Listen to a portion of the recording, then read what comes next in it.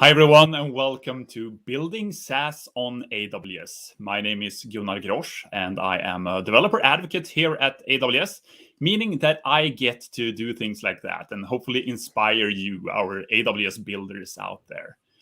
And this show is really for all of you that's building or planning to build a SaaS product. And we dive deep on different SaaS-specific topics so you can learn more about what the show is called, Building SaaS on AWS. And every time I bring on some very exciting guests to talk about a specific topic. And this week, I'm joined by Jani and Josse, Solutions Architect at AWS, and like me, based in the Nordics. So welcome to the show, fellas. Thank you, Gunnar. So we'll start off with the usual introduction. Jani, tell us a bit about yourself. Awesome. Thank you, Gunnar, for having us. I'm, like you said, a solutions architect based out of Helsinki, Finland. Been with AWS since January, so a bit less than a year now. Prior to that, been working in various software development companies for the past, I think it's now close to 25 years. So time flies when you have fun, right? Feel like a bit of an old fart these days already, but I guess it's comes with the role, if you will. That's me in a nutshell. Thank you, Jani. And Josse? Yep, also a solutions architect based in Finland and working basically alongside Jani. And I have been with AWS a little bit over a year and have been doing multiple years of consulting for AWS and other public clouds before this. And my background before that is from, let's say, more traditional data centers and networking side. All right. And as I mentioned initially, we talk about a specific topic every show. And this time we're going to talk about parallel and dynamic SaaS deployments with AWS CDK Pipelines. I think there's a lot to cover in that title alone. So I'll let you, explain to us, what are we going to talk about in this show? Right, Gunnar. So it's a bit of a handful, the title alone, isn't it? So maybe just a few words to begin with how we like ended up with that as a topic here today. So a couple of weeks ago, Josse and me published a blog post with that exact title. And what we are going to do today is going to have just an architecture overview of what it is. And then very quickly after that, jump into a couple of demos to see it live in action. Now, what took us there is maybe worth a word or two. All new solutions architects at AWS go through a training program. We call it Awesome Builder. And in that training program, we are given a real business problem to solve. It's of course fictional, but it's still a real problem.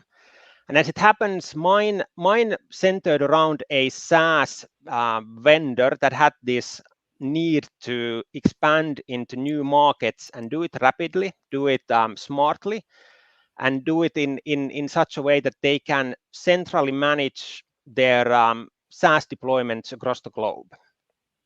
And as I started then looking into how I built the technical solution around that business problem, I happened to talk to Josse, who happened to then also introduce me to CDK Pipelines.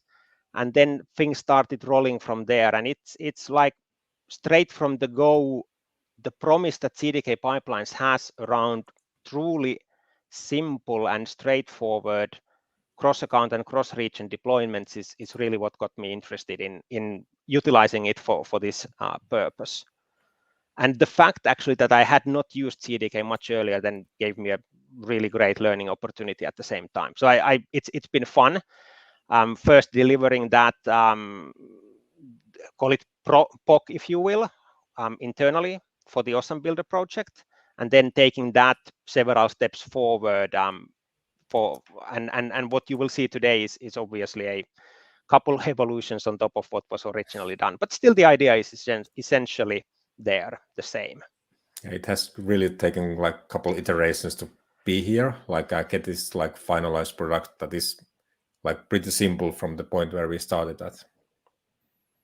And I shared the link to the blog post in the chat, so do check that out, but don't leave the show. We're going to walk you through every part of it. And if you've seen the show before, you know that these are with technical deep dives, and we're going to walk you through exactly how the solution looks and how it works. There's going to be code, there's going to be examples throughout the episode. So if you have any questions, just post them in the chat, and we'll try to get to those throughout the session as well. All right. So is it time to straight away jump into looking at the architecture? I believe it is, Gunnar. Yes, that would be time now. I mean, this is, by the way, also in the blog post, this very same picture. And there's a lot to take in here. So I'll try to slice and dice this for you guys. But I'll try to be at the same time quick about it so that we get to the really interesting bit, which is the demos. But starting to just look at this from different angles, let's start from the account angle. What you can see here, and let me actually just very quickly bring up my laser pointer here, is two accounts, toolchain account and workload account. And just something to remember going forward today, particularly in the demos that you will see, is that we have a multi-account setup all the time here. We are deploying our tool chain into one account, and then the actual workload components go into another account.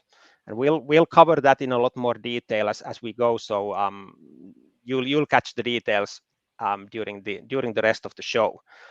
Now, also worth mentioning here in the beginning is that we will be working in two regions as well. So the tool chain here in this diagram is in US East 1. We also have some workload components in US East 1, and then another workload component in EU West 1, just to demonstrate how this solution can easily be utilized for cross-region deployments as well. And I think you're touching on something that's for me, when using it, has been a real positive experience using CDK pipelines, being able to work with multiple accounts and multiple regions. Absolutely, that was one of the really driving factors for me personally when choosing CDK pipelines for this purpose. It really makes it super simple, hides a lot of the, which is honestly quite a fair amount of complexity under the hood that it hides from you in terms of what you need to do to deploy cross-region in particular. And you'll get to see the actual code today in terms of how little you actually need to do to configure it to deploy cross-region. It's literally just one line of code. But having said that, let's look at the next key component of our architecture, which is the code commit repository. So I'm highlighting certain areas of the architecture picture here as we go, just to make it easy for you to follow what I'm talking about. Now, CDK best practices dictate that infrastructure and application code should live together. And we have followed these best practices in our solution, which means that everything actually here that you see in this solution architecture is contained in a single repository. So the toolchain stack is there, the deployment stack is there, and then of course the actual component resources and their definitions are there as well. There's a code sample that goes together with the blog post. Maybe you can, Gunnar, fire off the link to that one as well. It's also, of course, linked from the blog post. And everything you see us do today really is using that sample code as is, without any modifications. So you can repeat everything we are doing here today with that sample code.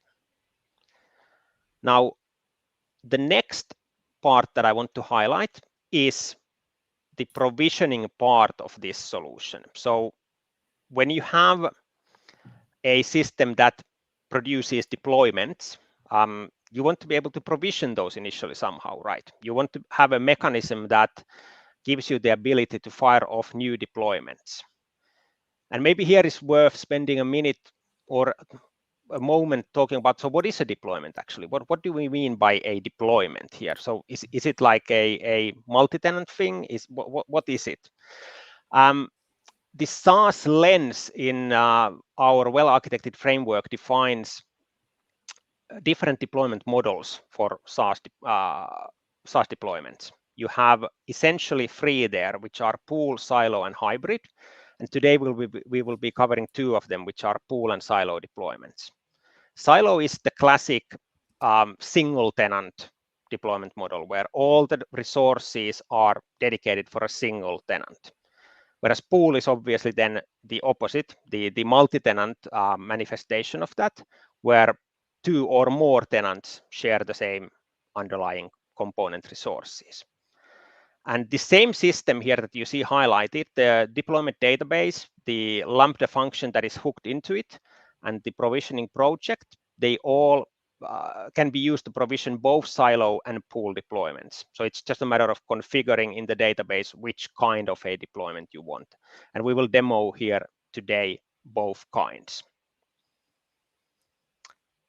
Then, once you've provisioned something, you want to be able to update the content, right? And so for that purpose, we have a mechanism for managing updates to those deployments that you have out there. As a SaaS vendor, you probably don't want to have a system where all of your deployments, consider you have potentially hundreds of them, get the same update at the exact same time. Because if something goes wrong, you have a bit of a mess in your hands. So you want to orchestrate your updates. You want to be able to control the rate at which they go out. And for this purpose, we have a CI/CD pipeline, which controls the rate at which the updates go out. And we will also demonstrate this part of the architecture today. The role of this CI/CD pipeline really is to do whatever you would normally do in a CI system, run tests, validate in a pre-production environment, and then when it comes time for the actual production rollout stage, to do that in whatever fashion best meets your business goals. What we provide for you as a starting point is a simple one-at-a-time update mechanism. So it goes through all the deployments that are configured in the system one at a time and waits for them to update before proceeding to the next one. Now you can obviously take this and turn it into multiple at a time, but still controlling the rate, whatever best works for you. Then moving from the left-hand side of the picture more towards the right-hand side where we have the actual deployment, we have first in this lovely orange hue, the deployment pipe, the code pipelines for the deployments. Now, the key here really is that for every deployment that you have, we will provision automatically a dedicated pipeline for that deployment only. So, and from that point onwards, it is this pipeline that actually then manages the resources that you have here on the right-hand side for that particular deployment. Whether it's a silo or a pool, then of course you may have, typically the guidance we give is that you should have the same resources there. Now what you end up having is of course, again, your decision, but typically you would have the same set of resources deployed just n number of times there at the end, all managed by an equal number of dedicated pipelines for each set. Now, as said, this is quite a handful to take in all at once. So I'm not assuming you get this fully without us actually showing how it works. So I think now would be a great time to hand over to Jose for a bit of hands-on action. Yeah, sure. But I think that this is still like pretty relevant to actually like get that high-level picture before. So like at least visualize it that, okay, what is happening? Because Absolutely. otherwise the pure code and implementation can be a little bit challenging to understand. Yeah. Let's I just wanted to make a reminder that if you're watching, if you have questions, just post them in the chat and we'll answer those along the way as well. We want to make this interactive, so hit us up with your questions. All right. And definitely like check the code base from the GitHub, and while we are going over this solution, you can have a look at yourself also how it works and what there is. And as Jani mentioned, there are these 2 accounts. We have the toolchain account and the actual workload accounts. And where we start is actually the baseline that, okay, I have deployed already the toolchain account because it takes a little bit of time and we want to have time to actually go through this solution. And just to quickly highlight what we have here, I have a AWS Cloud 9 environment where I'll be running the system, and then we can dive into the code from here. And in the DynamoDB section, so as we mentioned, we have a DynamoDB table that actually controls the deployments. So we have the table called Unicorn Deployments without any items there. And then we have a code build project. We have a single project called Provisioning Project that actually handles all of the provisioning of the deployments.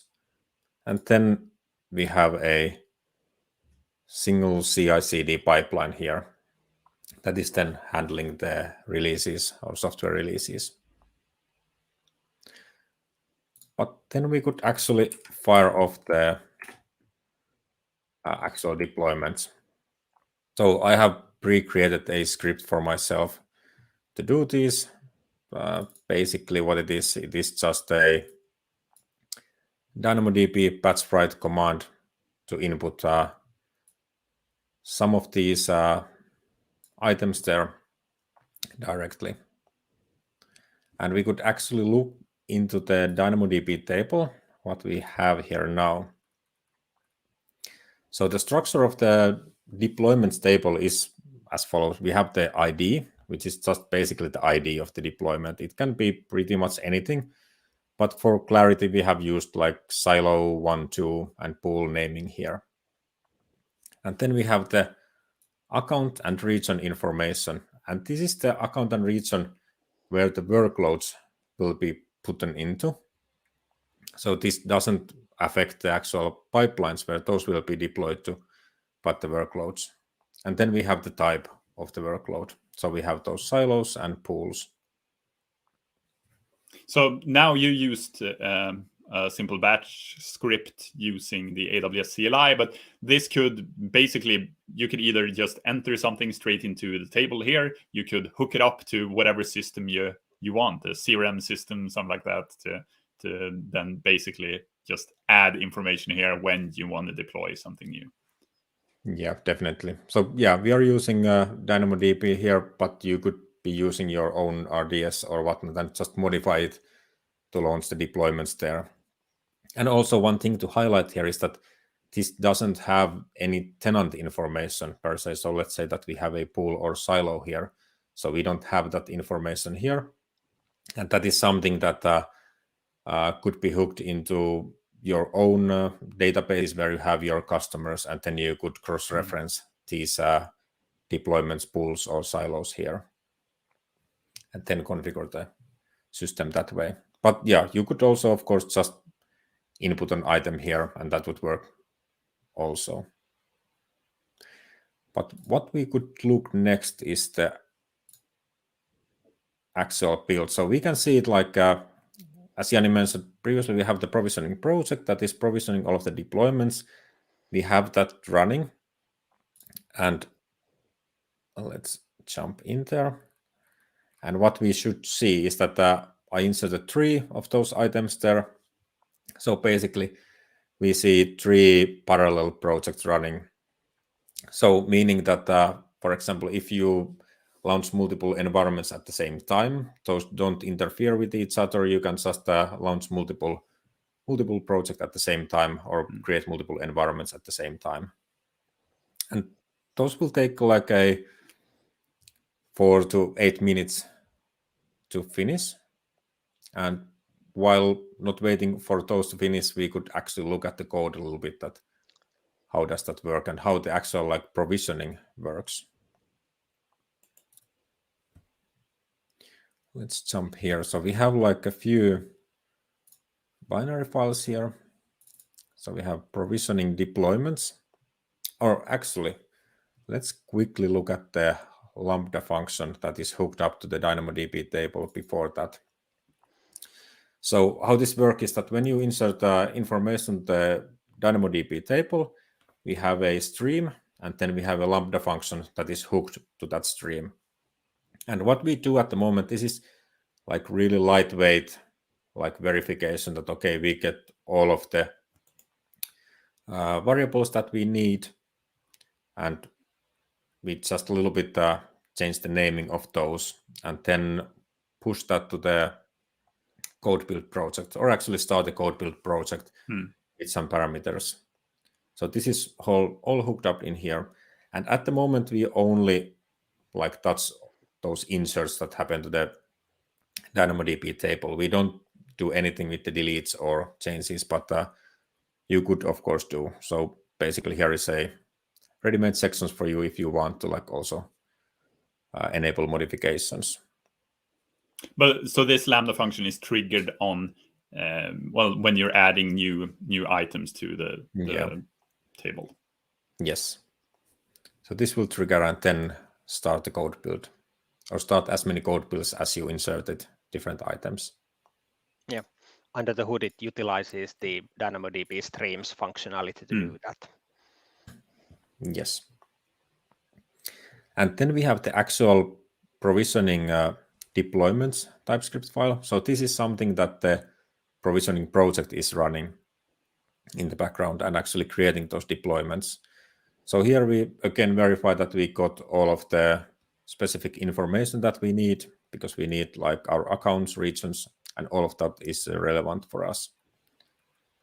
And before we actually start a deployment, we will do some further validation, and we actually check that, for example, the account number is somewhat correct, all of the region names are valid region names, and so forth, so that there, or at least we could limit the amount of possible like errors that we could get. And after that validation, we are actually firing up the CDK deploy directly. So we are using the same project here. So we call npx CDK deploy with the stack name, and then we give it some context variables, or we give those types, IDs, account, and regions as context variables, so that the CDK knows that, okay, what kind of stack it needs to create. And this really ensures that this deployment is the same every time we do this. Yeah, maybe if you pull up the main level, like while we wait for the deployments to happen, if you pull up the main level CDK application code, because that's one of these things that we had to figure out. How do we do a CDK application that produces different results when called differently? I mean, it's not maybe your most typical way of utilizing CDK, but it seems to be becoming a pattern that we see also others adapting out there. So the way, like Jose pointed out, we did this is that if you just call CDK synth or CDK deploy, it defaults to synthesizing and deploying the toolchain stack, which is the main control stack like you saw earlier. But if it's called with these specific context variables, then it will instead synthesize and then deploy when asked to deploy one of those workload stacks. So the pipeline stack that contains then the pipeline, and then of course the pipeline will itself then deploy the component resources. And this way we can still maintain this in such a way that every time you call it, it produces the exact same results, which is of course a recommended way of building your CDK application, but still have this dynamic nature to it that allows you to like have a database driven workflow and then just deploy what is defined in the database. Yeah, like we are not touching or overcoming the CDK best practices here. So the CDK in a way always produces the same output here, and all of the dynamic part is happening, let's say, around it. So in a way, what you can do is you can like run this same CDK deploy command on your own computer and give those same context parameters, and you will get the same stack exactly as you would get here. But yeah, and this really took us like a couple tries to get this into this form. This used to be a lot more complex type of thing where we well, basically took a little bit more like dynamic fashion here in the CDK also, but I think that this is quite clear representation at the moment. Yeah, it seems very straightforward just looking at the code, but I suppose it took you a while to get there. Yeah. But yeah, and this is basically what we are now deploying. So we are the code build projects are calling this B mode here. And we could actually look at the code builds, what that is doing. Let's refresh that. Okay, and we have a couple of those code builds succeeded.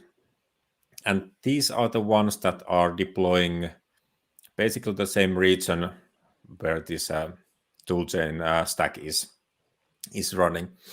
And the reason that this third one is taking a little bit longer time is that it's going to cross region. And what it does before that, it actually deploys a support stack into that region so that it can clone the different assets into that bucket also. So it takes a little bit more time. Yeah, but that's part of the CDK pipelines magic. So it really happens automatically for you. The only way you really actually notice that it's doing something extra is because it's taking longer than the other deployments. Yeah. Do you need to bootstrap these other accounts before?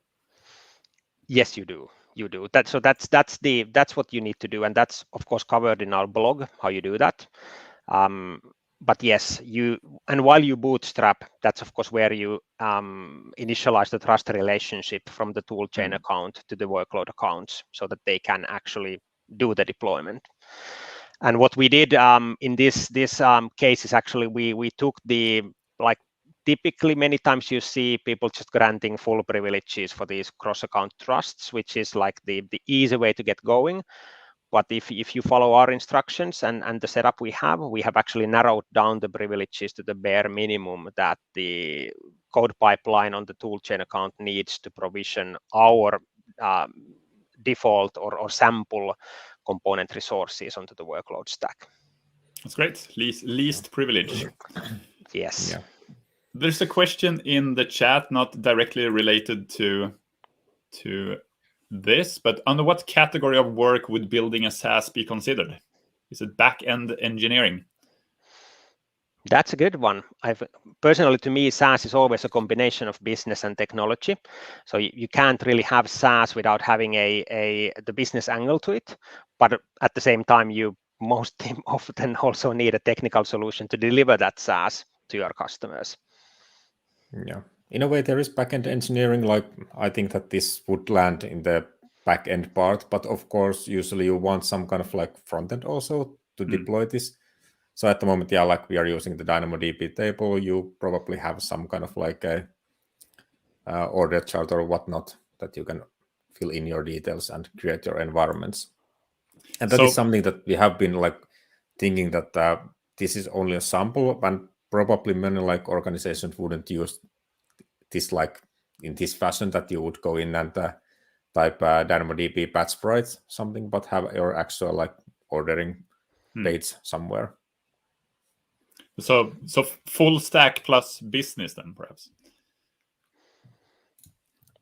Yeah, but I think at least all of those have now succeeded.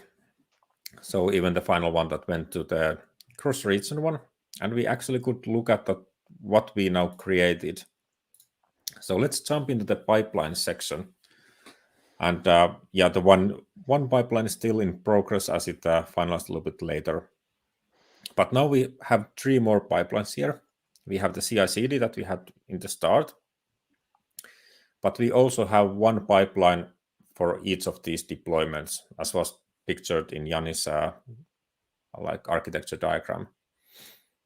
And when we look at these pipelines, we can basically see that these are just a normal like CDK pipelines deployment that we get. We have the source, so we are getting the source from the code commit repository. We have the build states and then the self-mutate.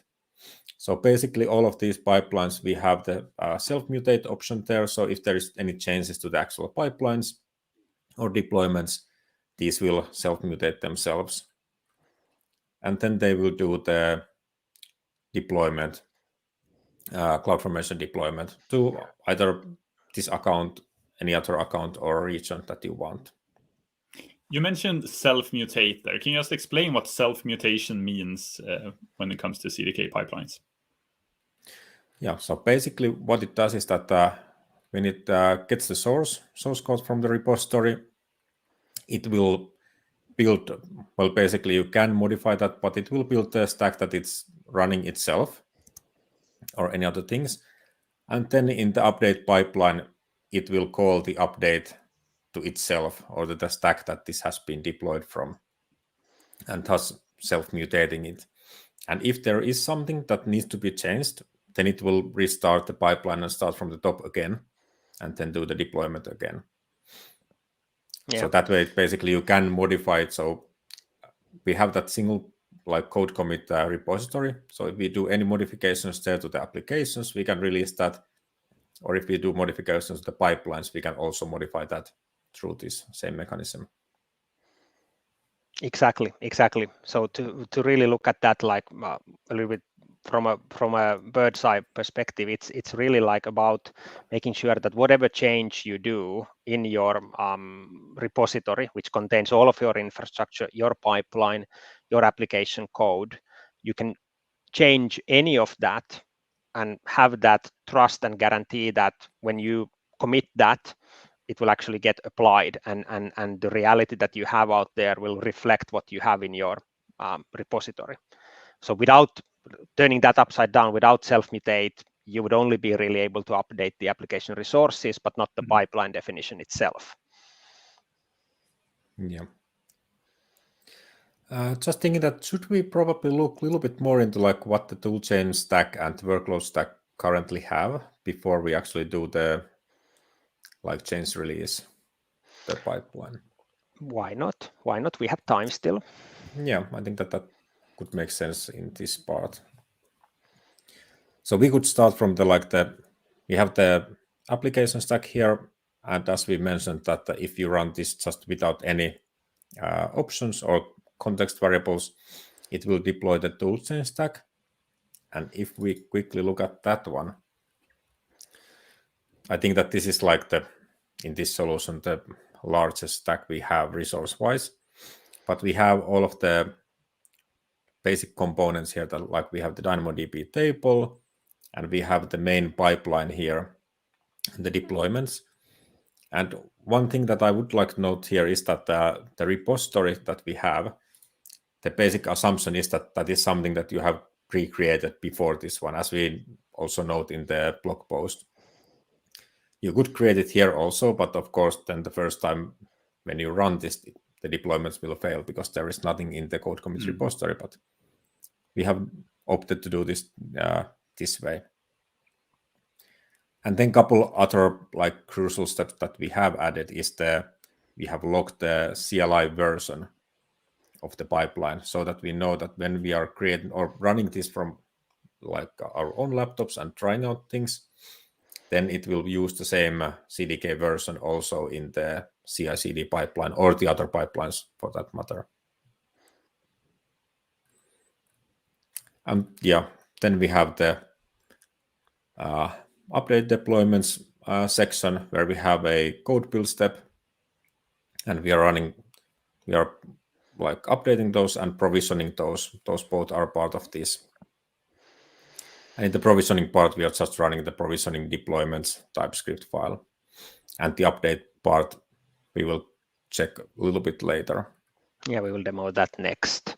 Yeah, and then the Lambda functions, and that's pretty straightforward, all in all. Yeah, maybe since we touched the topic of self-mutate, maybe also show the workload pipeline stack and how we have actually managed to make self-mutate also work with this combined application mode that we have, where depending on the mode, it synthesizes differently. So here we have, so for this workload pipeline stack, we override the default code build commands in such a way that when it synthesizes, it has those parameters that are the very same parameters that were used to actually create the stack in the first place. So that way, whenever it self-mutates again, so when it synthesizes the stack itself, it always uses those same parameters and produces the exact same result. So it kind of ties back to how we did the main level application here. Yeah. So all of the stacks knows that, okay, how I should be built, and then calls the main app exactly like that. And also that is good to know that previously, for example, we tried like doing some dynamic stuff here, like getting the deployments and verifying then that, okay, what should I be for this stack to have it? But then we could make it a little bit more simpler that, okay, those are like static variables, and it already knows that, okay, who am I? Yeah, we had one of the earlier versions of this work. We did actually like DynamoDB lookups from the code, but it turns out that was not a great idea for a number of reasons. One of them, the topmost, being just that it's not really a best practice to do that. So you shouldn't do that kind of dynamic lookups from CDK code, to keep it just deterministic at all times. Yeah. Basically, the configuration database is something that we control ourselves, so it should stay the same, but still it might be that, okay, there has been some changes and the end result isn't the same as we expect it to be. Yeah. But yeah. Maybe this would be a good time to fire off the second demo and show how we can control then the updates to the pipelines and the resources that have been created. Yeah, let's do some change here. Let me just bring up a question in the meantime. This is about opinions. Which language is better with CDK? I saw you used TypeScript for your example. Are you both going to say TypeScript?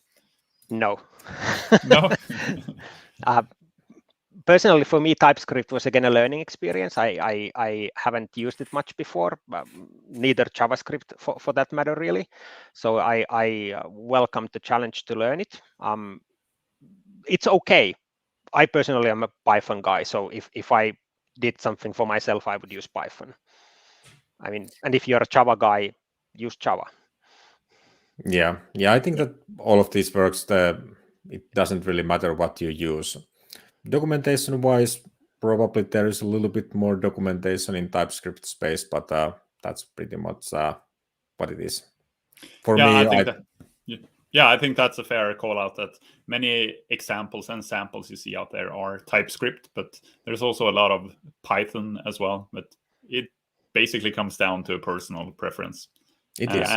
And that's really one of the key features of using CDK as well, that you can use the programming language that you're familiar with. Yeah, and the language support is expanding all the time. So there is new languages coming up. So if you want to, for example, use Golang, there is support for that also. But yeah, I just did some modifications to the README. I'm not going to do any actual changes, but with this, we should be able to see that how the deploy or the release actually goes. Let's jump back to so I did a modification to the repository that we have as the main repository for all of these.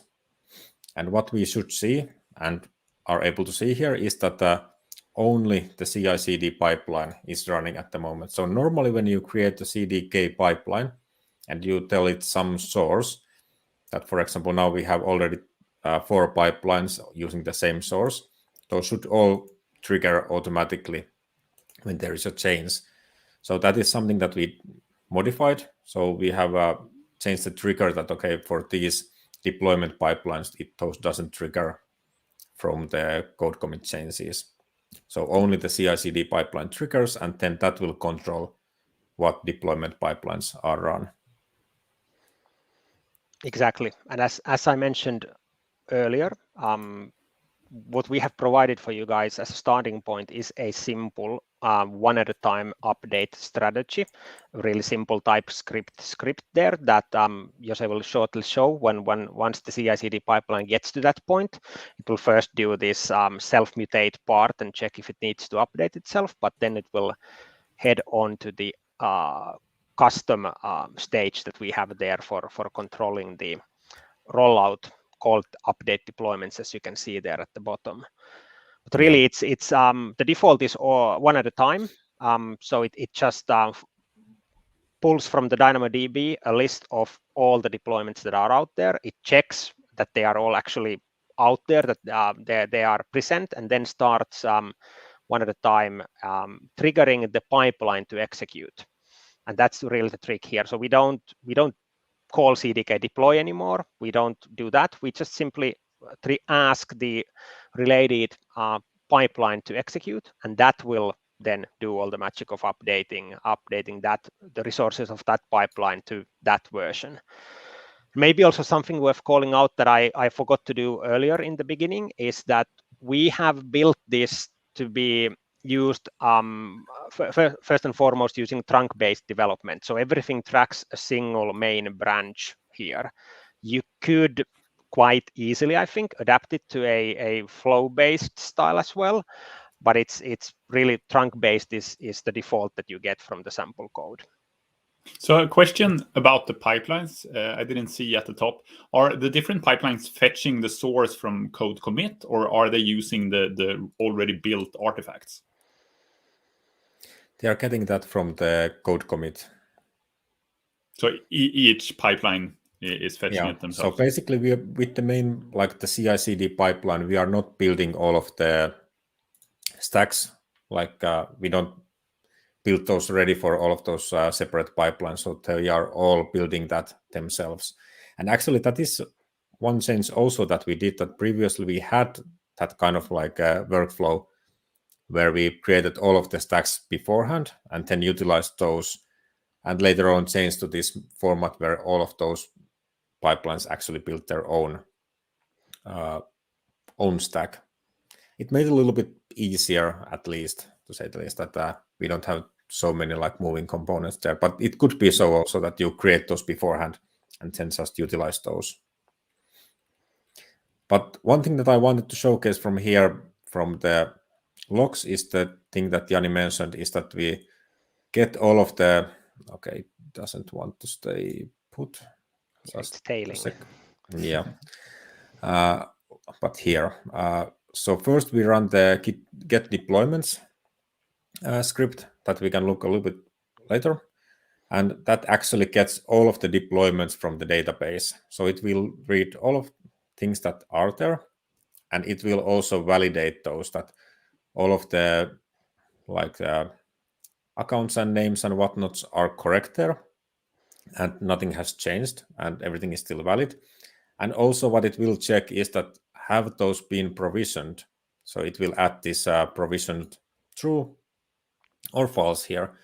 So this might be false. Let's say that you have created a deployment that failed for some reason. For example, you forgot to bootstrap your environment where you try to deploy that. So it might fail.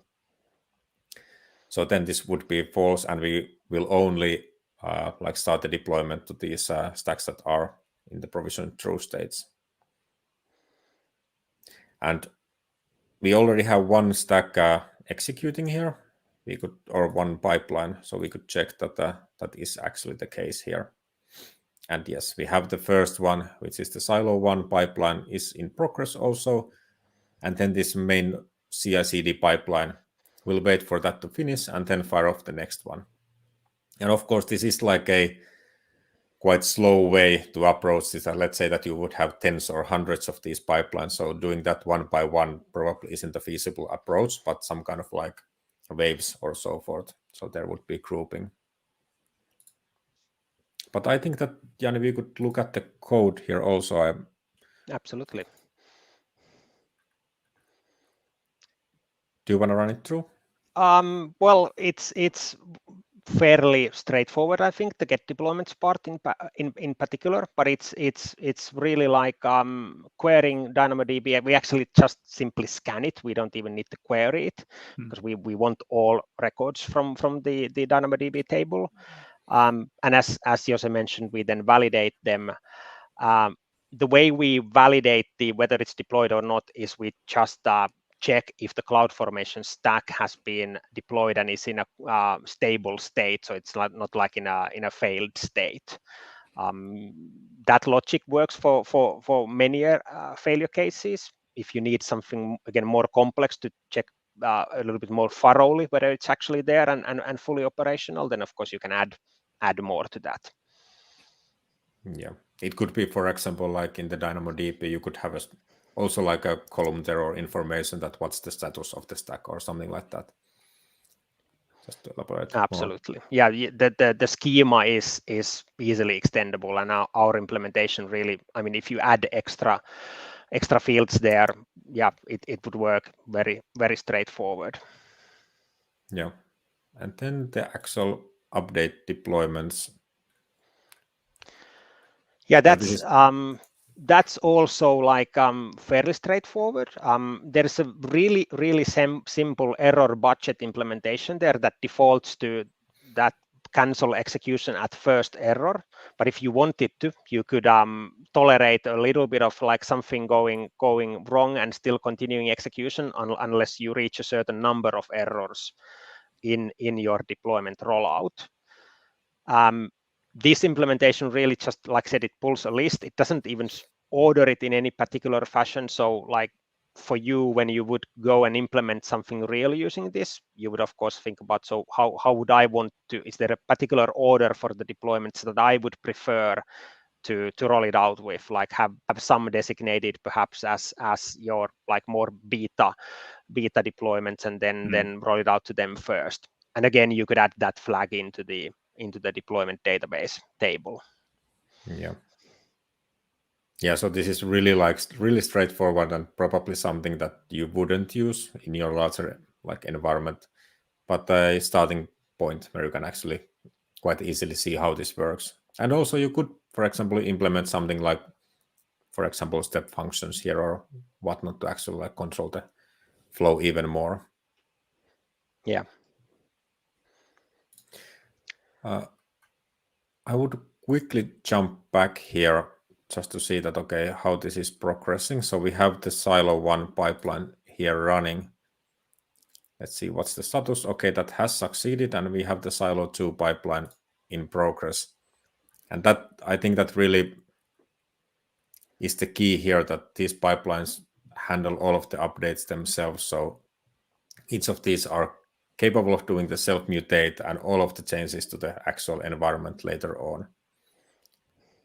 So really like you can do this like in parallel to like hundreds or even thousands of environments.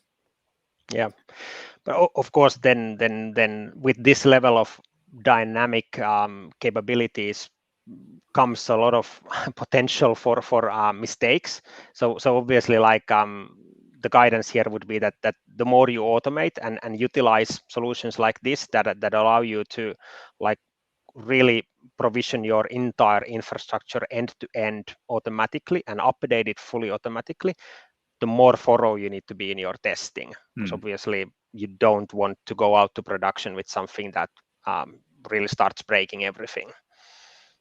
Yeah. It seems that I have timed out with my session. All right.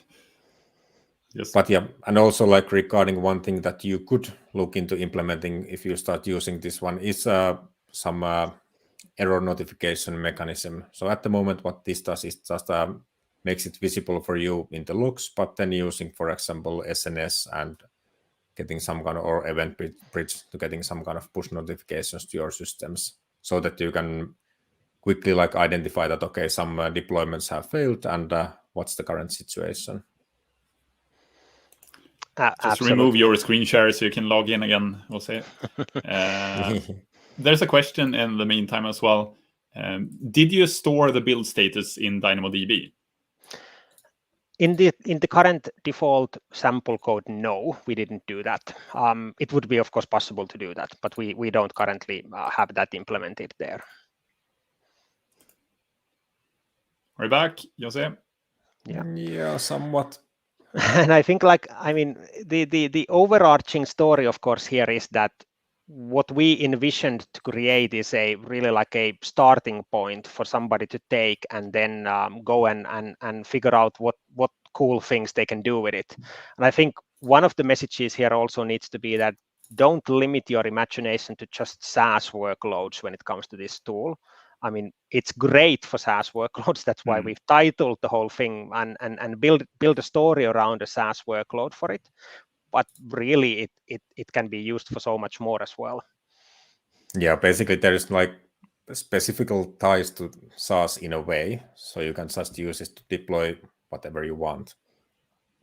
And actually, regarding the deployments, what I want to highlight here also is that currently what we are deploying is a one sample with a uprunner service that we have. So it will basically just deploy a hello world container running in your environment that you can just check that, okay, it has deployed something there.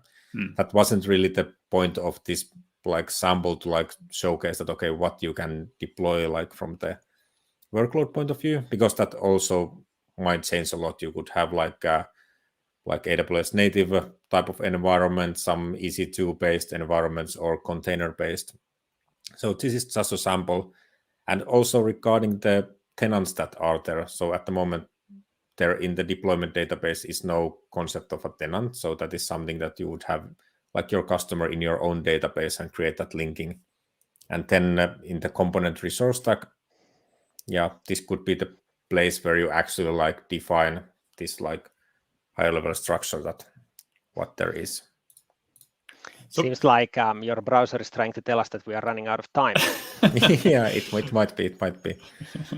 So are there any limits that might be good to think about in terms of this, since it's creating separate pipelines and so on?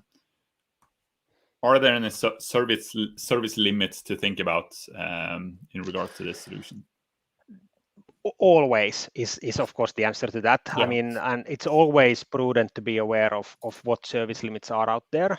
When it comes to pipelines, you can, with the current default service limits, keep me honest here, Jose, if you remember better, but my recollection is that you can have in the hundreds per account before you even run into that limit first, and that can be extended through a support request up to a hard limit, which I'm sorry, I don't remember off the top of my head. Similarly, this solution relies heavily on S3 buckets, because every pipeline has a dedicated bucket. It might actually have two, because it might have a support bucket for the cross-region function. So bucket limits are something to be aware of. But other than that, I think like you can easily roll this out to 100 plus deployments, and probably through support to 1,000 plus. Yeah, I think that like one thing also that needs to be taken into account is the like code build projects that you have. There's like a soft limit of 5,000. And of course, when you have like these CDK pipelines, there's the build, which is already a code build project, and then the Selfmutate, and then whatever you deploy with that. So there are those, but that 5,000 also is a soft limit that you can like expand. And also, there is nothing to limit you from actually modifying those a little bit and having like, for example, 2 separate pipeline accounts and making this even like more feasible to like have like thousands of deployments. Absolutely, that's what I would recommend for anybody who plans to do something like this, whether using this solution or some other solution. If you plan to do this at scale, think about your multi-account strategy from the very beginning of how do you slice and dice it into suitable sized chunks. Yeah, and that is also something that we have here. Like we have a configuration file here where we define a couple of these configurations, for example, the deployment table names and repository names, and the CDK version, which is quite like important also, that all of your environment runs the same CDK version, so there is no mismatch there. But then you can also, we have this toolchain environment just going to the CDK default region or an account, but you can also specify that here if you want to make that more concrete. So question in the chat, which I think goes back a bit more to why use CDK instead of CloudFormation. So can you just make the quick argument to why CDK, first off, is an option for CloudFormation instead of using CloudFormation? Yeah, I think it's a shame you don't have the screen share there anymore, because I think showing it is so much more powerful than just saying it. But for me personally, it's just the fact that you can, like, if you do CloudFormation manually and you want to do something like a code pipeline with all of these things that you saw there, like a source job, a build job, a self-mutate job, all of those, that's several hundred lines of CloudFormation right there to begin with, and that's probably even more so actually, to all of the IAM roles, everything included. Now, going then to CDK, you have just like a bunch, maybe you can really get going with just like less than 10 lines of code. Of course, adding more to that as you build more complex solutions, but it is so much more simple and easier to read. That's one thing. Another key point to me is that when you do it with a programming language, you actually have full access to things like constructs like loops, which you can't really do with CloudFormation. You can't iterate over an array, for example, and create n number of certain resources. But with CDK, you can. And so, if you started thinking about just this cross-account and cross-region deployment, with CloudFormation, you need to manage like those S3 buckets yourself, that KMS key access from all of these different accounts that you have. And here CDK does all of that in the background with the CDK bootstrapping and so forth. So you have those roles there. So yeah, it just saves you a lot of time doing this with CDK. All right. So we're very close to the top of the hour now. So I want to thank you both for joining us today, for talking about how to use CDK pipelines to do, was it dynamic and parallel SaaS deployments? Absolutely, it was. Yeah. And also, thanks to all the viewers for joining us as well today. I saw there was a last question. I just want to answer that myself. If there are any good books or resources to learn CDK. I know that some of the community members are writing a book that's supposed to be released during reInvent, I believe. So I'm going to pop a link to that in the chat as well. So help support some of the AWS community members who do great stuff around AWS as well. Yeah, all right, I'm waiting for that book myself also. Awesome. Yeah, I think it's going to be released at the end of reInvent or something like that. Yeah. All right. Once more, thank you, Jani. Thank you, Jose, for joining today, and thanks to everyone watching. Thank you. Have a good day ahead. Thank you all.